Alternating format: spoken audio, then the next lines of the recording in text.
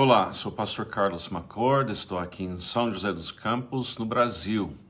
Eu espero que você esteja bem e já focado em Cristo Jesus. Estamos andando nas páginas do Evangelho segundo João. Estamos observando através dessas palavras de João como foi o discipulado dos primeiros discípulos. Estamos chamando esse processo da gente ver o que aconteceu na vida desse primeiro grupo voar, porque eu creio que os discípulos foram discipulados vendo Jesus, ouvindo Jesus, aprendendo a amar Jesus, para poder repartir Jesus com o mundo, para que o mundo pudesse crer em Cristo Jesus. Espero que você esteja bem e pronto para ver mais um pouco desse processo do discipulado dos primeiros discípulos. Começamos agora em versículo 22 de João capítulo 3. Se você quiser acompanhar, e eu estou lendo no NVI, a tradução NVI da Bíblia. Depois disso, Jesus foi com os seus discípulos para a terra de Judeia, onde passou algum tempo com eles e batizava. João Batista estava batizando em Enom, perto de Salim, porque havia ali muitas águas e o povo vinha para ser batizado. Isso se deu antes de João ser preso. Surgiu uma discussão entre alguns discípulos de João e um certo judeu a respeito da purificação cerimonial. Eles se dirigiram a João e lhe disseram: Mestre, aquele homem que estava contigo no outro lado do Jordão, do qual testemunhaste, está batizando, e todos estão se dirigindo a ele. A isso João respondeu: Uma pessoa só pode receber o que lhe é dado dos céus. Vocês mesmos são testemunhas de que eu disse: Eu não sou o Cristo, mas sou aquele que foi enviado adiante dele. A noiva pertence ao noivo. O amigo que presta serviço ao noivo e que o atende e o ouve, enche-se de alegria quando ouve a voz do noivo. Esta é minha alegria. Isso é João Batista falando. Esta é minha alegria que agora que se completa. É necessário que ele cresça. Isso é muito importante. É necessário que ele cresça e que eu diminua. Aquele que vem do alto está acima de todos. Aquele que é da terra pertence à terra e fala como quem é da terra. Aquele que vem dos céus está acima de todos. Ele testifica o que tem visto e ouvido, mas ninguém aceita o seu testemunho. Aquele que o aceita confirma que Deus é verdadeiro, pois aquele que Deus enviou fala as palavras de Deus, porque ele dá o Espírito sem limitações. O Pai Celestial ama o Filho do homem, o Filho de Deus, e entregou tudo em suas mãos. Quem crê no Filho tem a vida eterna. Já quem rejeita o Filho não verá a vida, mas a ira de Deus permanece sobre ele. Essas palavras descrevem para nós o que estava na mente e no coração e no espírito de João Batista. Todos nós carregamos dentro de nós a narrativa da realidade. O que a gente pensa a respeito daquilo que nos cerca, a realidade. Nossa existência. Onde é que a gente fica entre as multidões ao nosso redor? Onde é que a gente fica perante a realidade que é maior do que a gente? A narrativa que nós temos na nossa mente, no nosso coração, nos faz agir da maneira que a gente age cada dia. Então, nesse momento, olhando João Batista, ele já tinha falado com sua própria voz que Jesus é o Cordeiro de Deus que tira o pecado do mundo. Ele já tinha dito, eu não sou o Cristo, ele é o Cristo.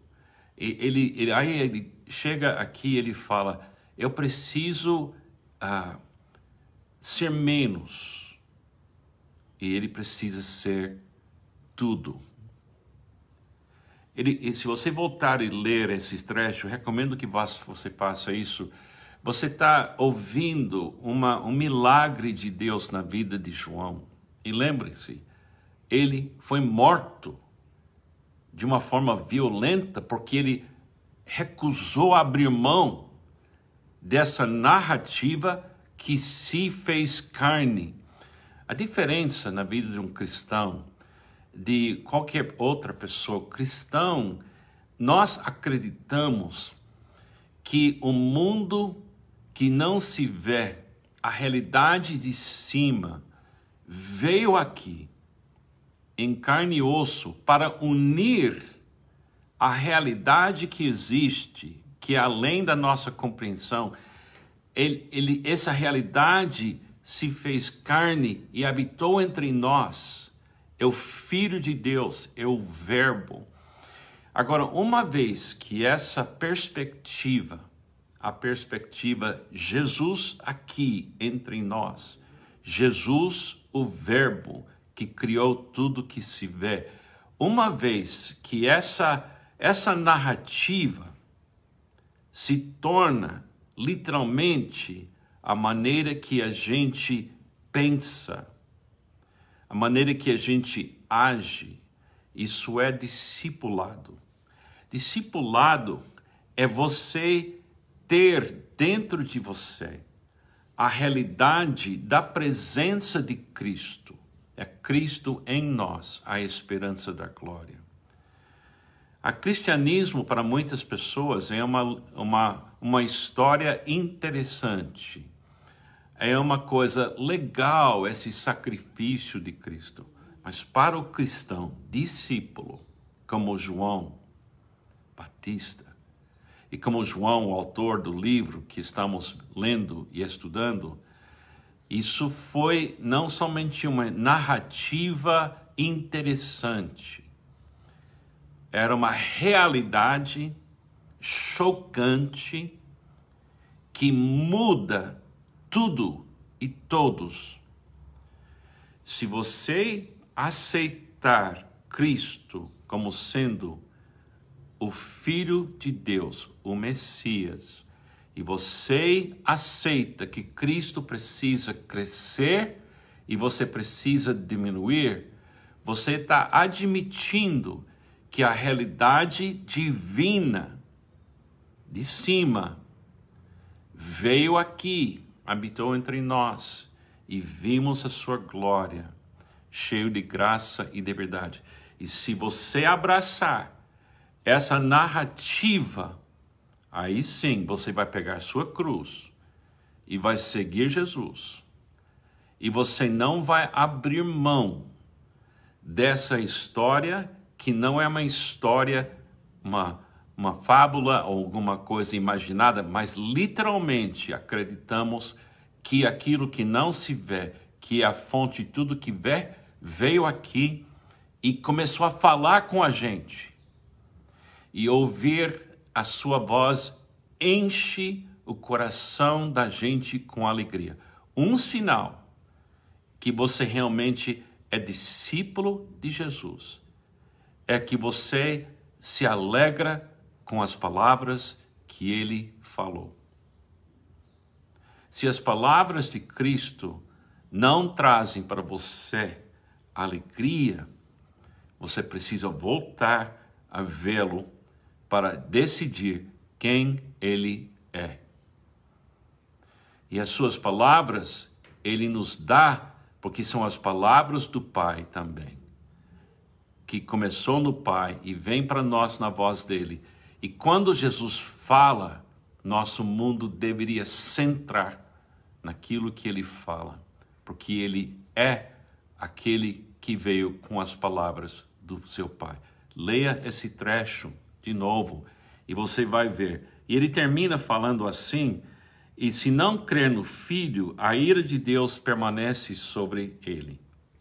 Ele está dizendo assim: se você não ouvir Jesus, se você não consegue ver Jesus e ouvir Jesus e amar Jesus porque ele primeiro amou você, então você vai sofrer a ira de Deus. O que é a ira de Deus? É a ira da realidade. É a ira da verdade. Quer dizer, se você vive a vida inteira e não consegue perceber a realidade, então você vai sofrer as consequências da realidade que você não recebeu e não viu e não ouviu. Jesus é a nossa única oportunidade de achar o caminho de volta para a realidade, que é o nosso Criador, o Deus Trino, Pai, Filho e Espírito Santo. Irmãos, essa narrativa, ela não é uma invenção humana. Ela veio da presença de Deus em Cristo e por isso seguimos Cristo. E todo pastor precisa diminuir para que Jesus possa crescer. E todo cristão deveria querer que o noivo possa unir-se com sua noiva. E a gente trabalha para essa linda festa da união entre a humanidade e Deus através do Filho que é Cristo Jesus. É uma coisa impressionante. Dá um susto na gente isso às vezes, porque é tão lindo, tão bonito. Para o cristão, Jesus é tudo, porque tudo foi colocado nas mãos dele pelo Pai. Pense nessas coisas. Tenha um ótimo fim da semana. Continua vendo, ouvindo, amando e repartindo Jesus Cristo. Deus te abençoe.